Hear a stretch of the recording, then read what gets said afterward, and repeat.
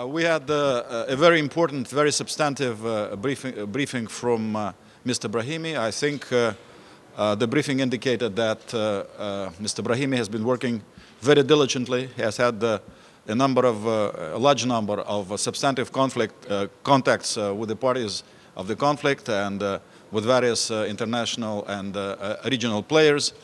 And his first initiative, which we heard about several days ago and which we discussed at some length today, to declare a ceasefire and cessation of violence for the period of the upcoming religious holiday, is an extremely important one. On the basis of the Russian draft, which was circulated a couple of days ago, the Security Council was able to agree on a very important and serious press statement, which has, I think, three components, as you have heard from hearing the President of the Council read the statement. First, it's the call from the members of the Security Council to support the initiative of Special Representative Brahimi, and also for the call for all international and regional players to support that initiative. And not only that, the members of the Security Council called on all international and regional players to use their influence on the parties concerned to facilitate the implementation of the ceasefire and cessation of violence.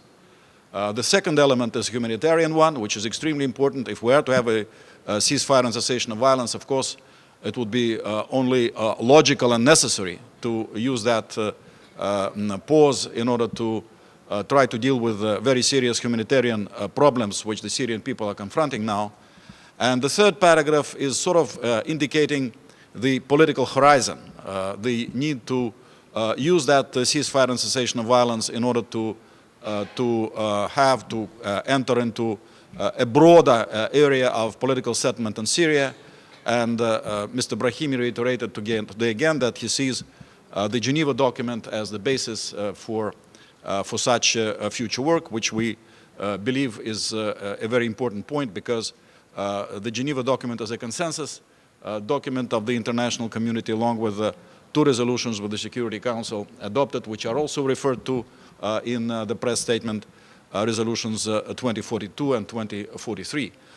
So we are expecting, as you know, a statement by the Syrian government maybe tomorrow about their positive attitude to the initiative of the Special Representative. We hope that a similar attitude is going to be displayed both in statements and in practice by all others who are involved in the conflict, by opposition political groups, opposition armed groups, so that we could have that cessation of ceasefire and cessation of violence, and hopefully that is something which could be picked up and it's extended both in terms of no more violence in Syria, and also in terms of organizing a political process which will lead to a political end of the crisis in Syria. Ambassador, al-Nusra has declared that they are not concerned about this call for ceasefire and consider it as betrayal of the conflict if they do that. Did you discuss with your colleagues in the Council such groups, I mean, refraining from adhering to the ceasefire? Also, did you discuss what has been mentioned in Moscow today about Stinger missiles reaching the opposition? And if these are to be curtailed? We would be extremely concerned if, in fact, it were to turn out that Stinger missiles are in the country. We had some contacts with those who could have been in a position of supplying Stinger missiles to Syria. They assured us that they didn't do that. So let's hope that nothing is going to happen to escalate further the sort of the level of the armed conflict in Syria. It's no surprise that you might hear some opposition groups express negative views about the proposal of Mr. Brahimi. As you know, many of them have been adamantly refusing to switch from the military track to a political track. So this is the challenge, and that's why not only are the key members of the international community, including the Security Council, the members of the Security Council are supporting Mr. Brahimi's initiative for a ceasefire and cessation of violence, but also are calling on all international and regional actors to exercise their influence.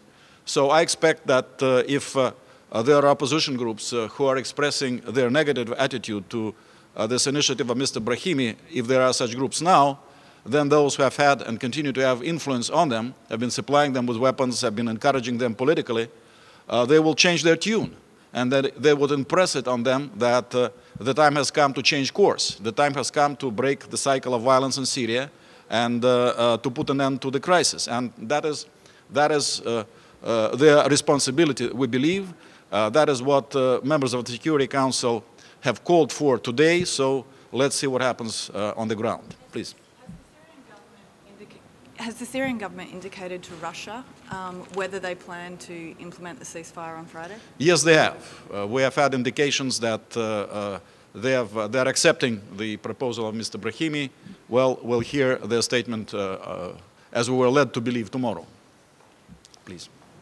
What should be done to prevent a spillover into neighboring countries? Especially, you saw last week what happened in Lebanon.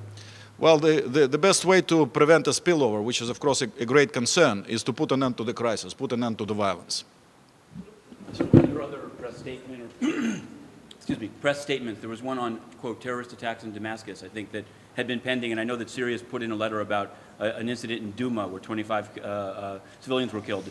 Do you still have hope of passing those? Were they shot down? What's the status? No, we had some objections, and in fact we need to have, I think, a discussion in the Security Council about that, because lately we have seen a certain erosion of what used to be a very rock bottom and sort of principled and fundamental position of the Security Council, rejecting all forms of violence, whatever the pretexts, the motives, and whatever the reasons which may be given for such acts of terrorism.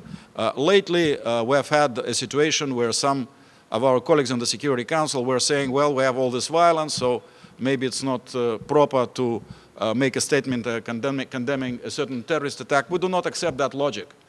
Their idea is that, well, the government has sort of predominant force, asymmetrical situation, so under those circumstances maybe we should not condemn certain terrorist attacks.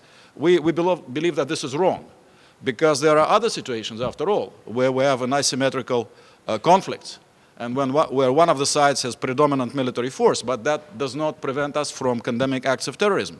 I mean, you cannot say that Al-Qaeda cannot do certain things in one place, but is welcome to do them in another place.